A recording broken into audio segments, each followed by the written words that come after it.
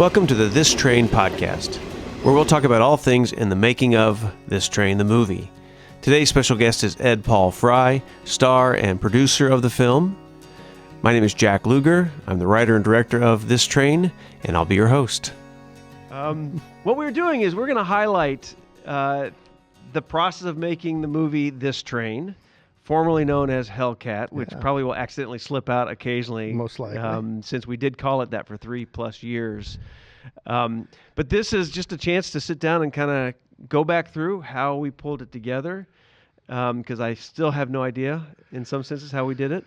It's a blur. Yeah. It's an absolute blur. But I'm Jack Lugar. I'm the writer, director, producer of This Train, and I'm here with Ed Paul Fry, producer, actor, musician. Any other credits for leaving out? I was a grip a couple of times. Yes, everybody was, weren't they? And everybody got to be PA and yelled at some point, probably, like any good film. Like any good film. So let's dig into this. Okay. I made myself some notes. This book right here, this composition, college-ruled book, is labeled on the front, 2022 Hellcat Journal, and now in parentheses it says This Train. Amazing. Okay, so zoom into that. Okay. And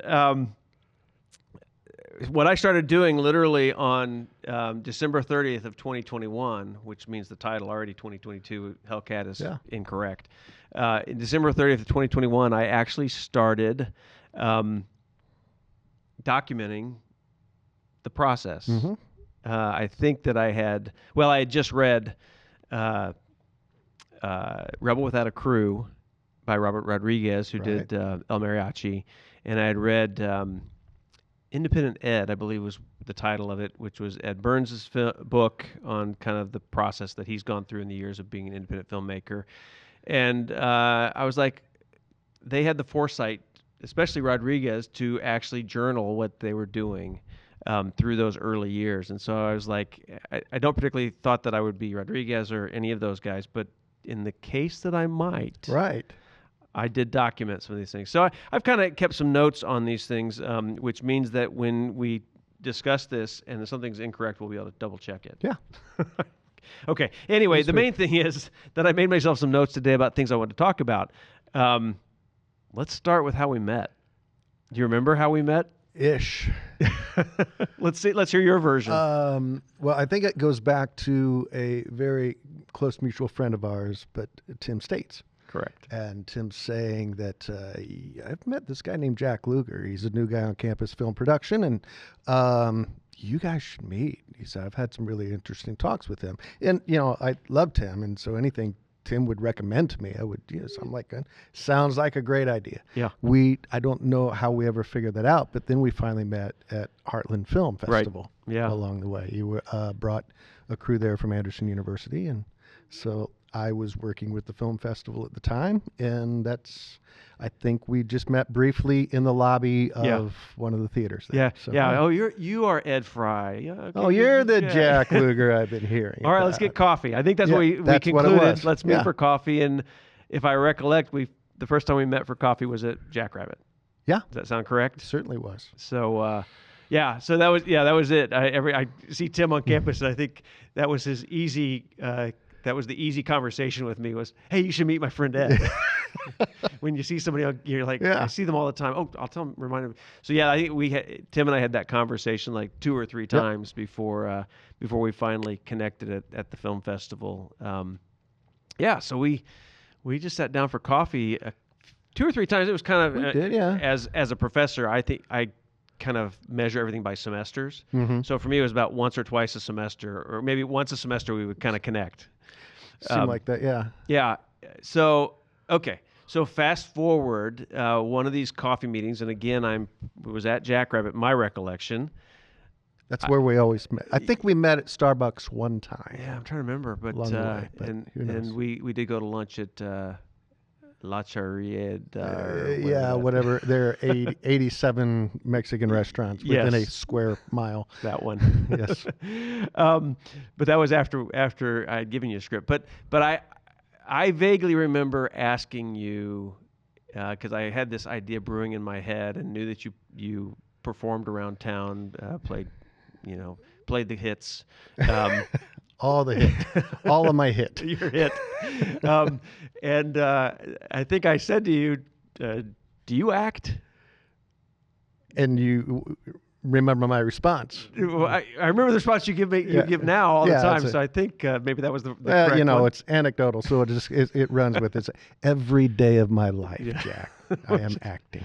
I was like, all of a sudden, I'm like, who is the real Ed Fry? That's a good question. We Please stand up. We could ask it all about ourselves, right? Yeah. Yeah. We're all kind of. All right. Yeah.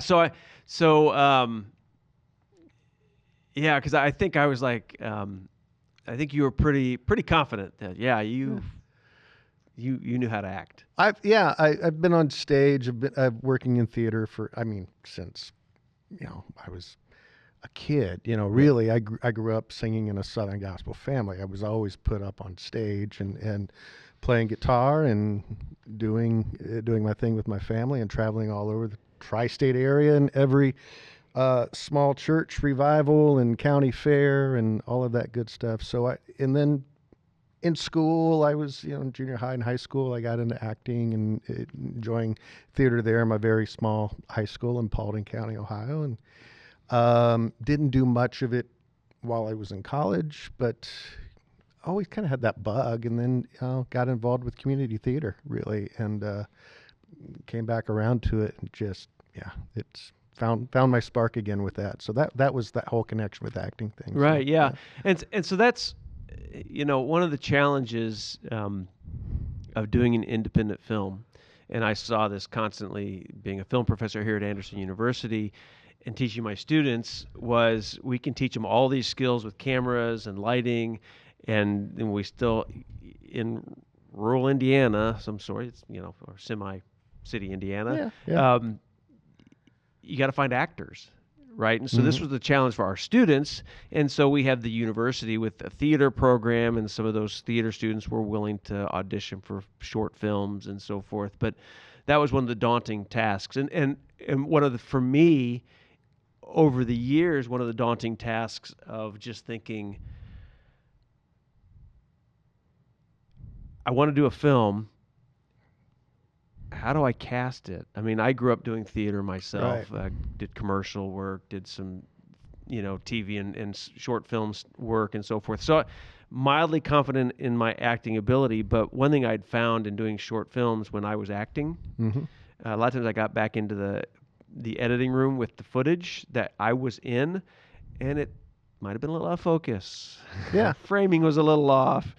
Right? It wasn't my best performance, right? Those kind of things. But where when you are in front of the camera, you're not behind the camera. And when you're using people that are newer, not full-time Hollywood production people, Indeed. You're putting that in the hands of somebody that can't capture your vision as well. And so that was one of the things I was always like, well, I'd love to do a film, but I can't act in it and direct it at the same time because I didn't have that confidence to hand it over to somebody and know that we'd spend all that time not shooting it right exactly, and to a varying levels. That's not to throw anybody under the bus.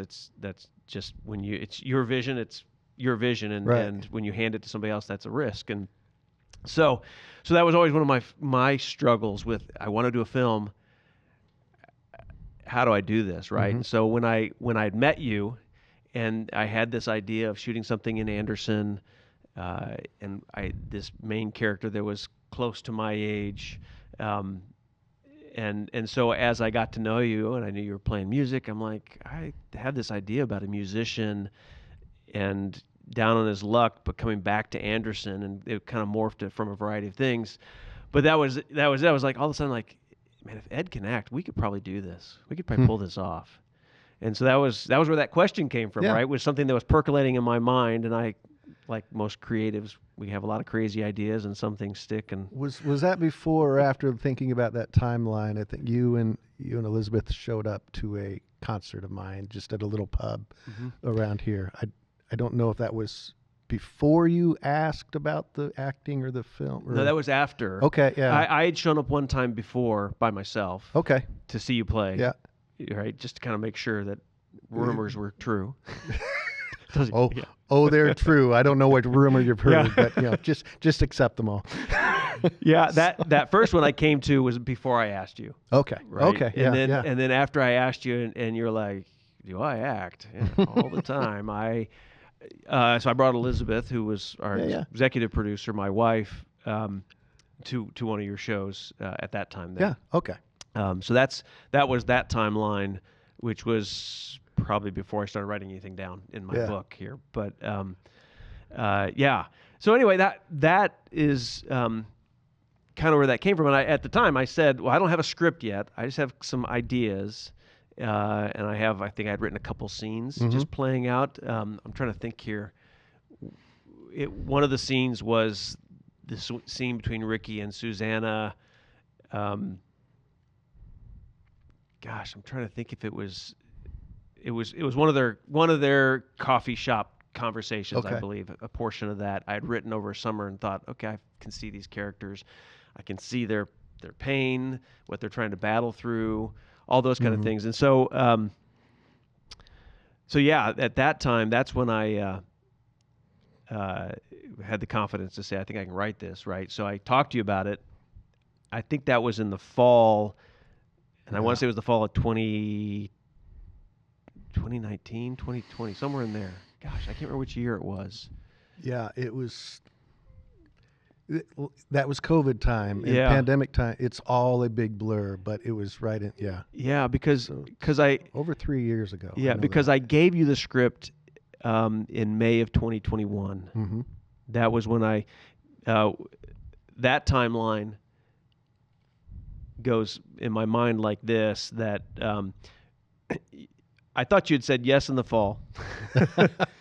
And so during the school year, with teaching, I get only so much other creative work done. But I host a storytelling or story writing month in February, where I challenge students, faculty, staff, alumni to write 500 words a day, which is really not a lot of words, but for college students, they think that's a lot. And with all their other activities and distractions, to steal away 30 to 40 minutes of time to write can be challenging. And it is for me, even because of the school year's pace. But in that February, I was writing another story, and I had finished halfway through that month of February writing the story. And I was like, well, I got to keep writing. I've got 500 words a day.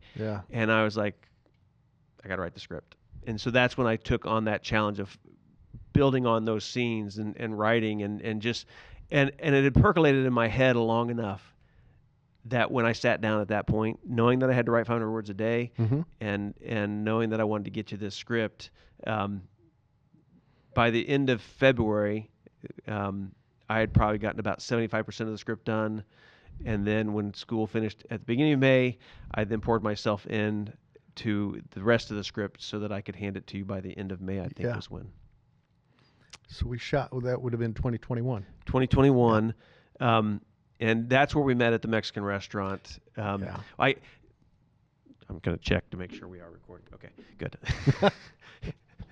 My neurosis kicked in for a second.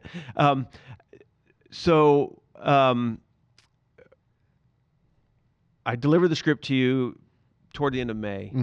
And this is where any writer starts to panic. Because I sent you the script and I was like, he's gonna hate it. He's gonna hate it. I'm no good. I can't write. All this imposter syndrome that everybody talks about, right? For all artists.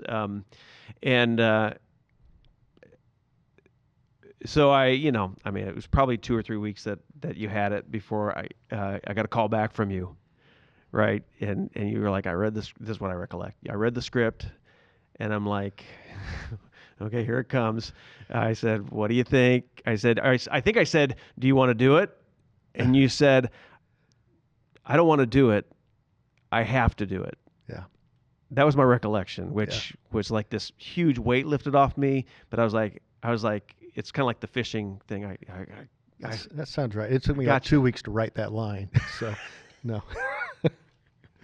No, that sounds about right. Well, you wrote the line in a minute, but then you edited it for another that's right. 2 weeks. Keep going back. I'm like, how do I deliver this? Yeah. So, So I was driving. I remember I was driving to campus for some reason. It's my summer months, and I still show up here when I don't have to. Yeah. That's what I do. That's on you, man. So believe me, one of my many problems. But and so we set a time to sit down and meet, and that's where we went to lunch over at La Churrera, or however you pronounce that place. And then I remember you asking at the lunch, gosh, what did you ask me? I can't remember if you asked me what my favorite part of it was, or what was most important about the script or something. I don't think I had an answer for you, so I don't know that I answered that well. But do you remember that lunch? I remember the lunch vaguely. I don't remember that question, but Okay. that sounds like a question I would ask. So it just as just delving in, I mean, what was probably asking what's the inspiration behind this? I mean, there was so much in that script as I read it, and I read it that first night, and I was just, I really was. I was enamored by it, and I was going through the whole imposter syndrome stuff of it. Well, why is he calling me on this? I mean, it's not. I've never done a film before. I've done stage. I perform and things, but I mean, I know this character. Yeah. Gosh, I know this Ricky guy. Yeah. All too well. I mean, so much of my own stuff, and you don't know my stories, and everything. I'm just like, this is this connects on so many different levels, and I started hearing the music. Yeah. Where there were like interludes there, song here, something like that, and I was like those are the things. So I just kept reading over and over again and writing my notes on it, and just thinking about, what does this all mean? But we were a ways away from even thinking about filming something. It was just kind of like, right. Yeah. Now, did I deliver you a hard copy? Did I just drop it off at your door, or did I send you an email? You sent me an email, okay. And I printed it out. You still have that copy? I do. I have a couple of copies of those, but I printed 2 of those out because I kept one at my office, and then one was kind of at home, and so I just was going back and forth. So here it is. There it is, the original. The 2021. Okay. It says on there. Has your phone number. Can I read that? Oh, yeah, no. Share that number. So, yeah, call me. I don't know. Call me. If you're a Hollywood producer, call me. Exactly. Right. Okay. Yeah, that's okay. This is the thing, and we've done this now, right? Yeah. And like even earlier this summer, I thought I'm just going to shoot a short film, 1 day shoot. And even now, I haven't done it, right? I've got the script kind of laying on my computer, and I'm not sure I'm confident with it. Yeah. I'm back to square one in a sense, right? And I'm like, and to get people together and to gather team that will, because you can't shoot a film by yourself, right? I mean, I'm sure somebody has done that. I've shot a 1 minute short where I'm directing and acting, and that's a nightmare for a 1 minute short, right? So you can't. It's a group project, right? You need partners, and so that was the thing as we started to jump into this, right? That was the commitment that both of us had to make, right? And so somewhere in that summer of 2021, I think the most powerful thing we did, from my perspective, was we picked a date for production. Yeah. We literally picked July 9th. Yep. And at the time, I think I said, we'll shoot for 12 days, which I think creeped into 15. But and then 6 months of ADR. Yes. And pick up shots. And, right. It was kind of one of those things where that's the thing with any project like this. It will never end unless you have a deadline that forces you, which is kind of what we did. We ended up having a deadline, and okay, I'm done. There are many days where I look at it and go, I need another pass at it, right?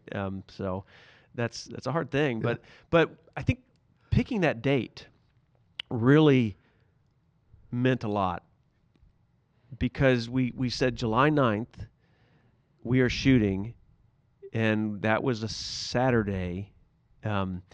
We intentionally picked to start on a weekend so that it would hopefully not interfere with work schedule as much. We could then span over 2 weekends, so that gave us basically 4 days. We were trying to be strategic about it. I'm not sure there was really much more rhyme or reason, unless you remember something. But that meant a lot. To have those dates in mind. We had a goal. I mean, that was it. It's full steam ahead on this one. So how do we make this happen? Thank you for listening to This Train, the podcast. Check out our future episodes where we talk about casting, locations, trains, many other aspects to the production of This Train. Until then, have a good one.